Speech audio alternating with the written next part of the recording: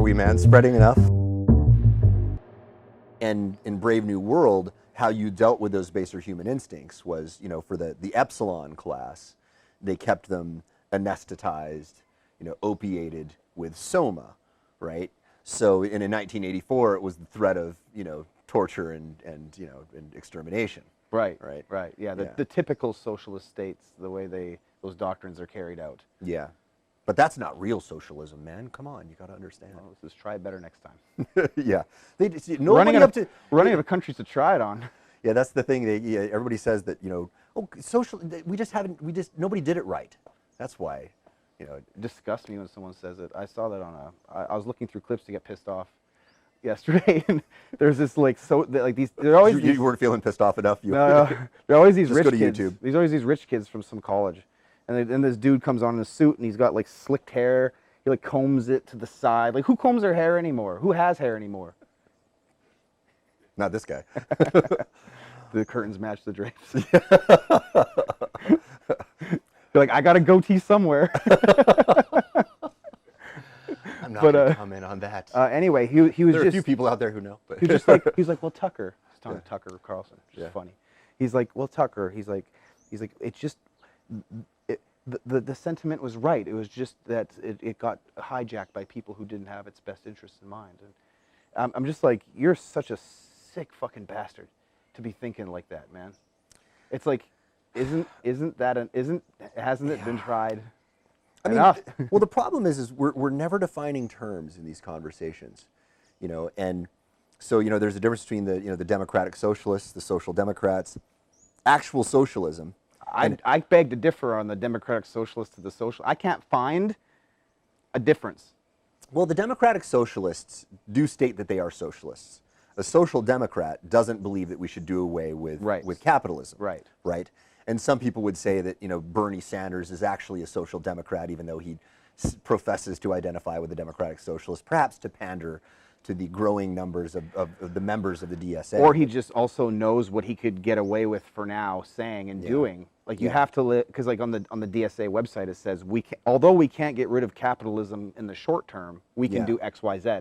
So you might as well just sell X, Y, Z since you can't get rid of it in the short term, but then try to push it there.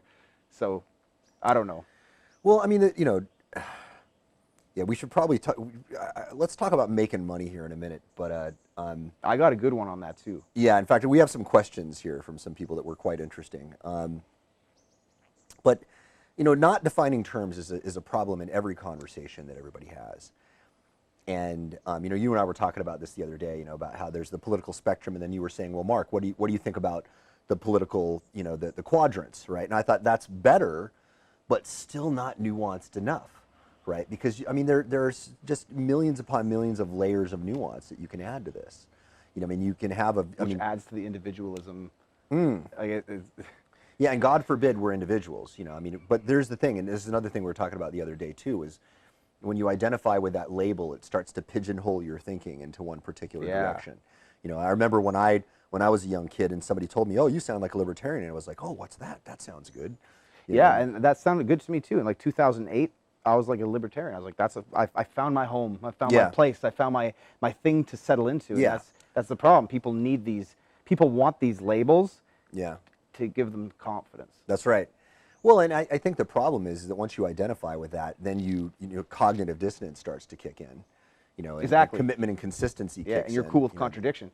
Yeah, that's right. That's right. Well, and if somebody, I'm cool with being contradicted now. I'm cool with not being consistent now because I've identified these things and I've seen them.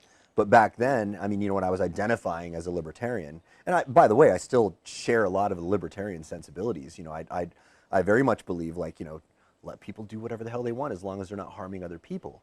You know, but the question, of course, the perennial question is where do you draw the line of harm? Exactly. You know, and it depends, like Jonathan Haidt talks about in the Righteous Mind, and his idea of moral foundations theory is more like an equalizer in that everybody kind of has the same morality in a way. The left seems to be missing a couple and the right seems to have them all, but they're on different levels. So harm care is higher with the left all the time, in general, the left. And so for them harm care is the line. My point is the line for them is different than the line would be for someone who is, say, a typical conservative or a libertarian or someone who's, you know, so the further right you go, the less that harm care is important to you, but it's important, but there's other things that are just as important to consider. But anyway, so the line is different depending on the equalizer of your morals, because we all kind of share the same moral foundations, just in different levels. So it's like the line is different, but it doesn't mean that's actually the line. So again, it's your subjective morals believing that they're objective morals. Like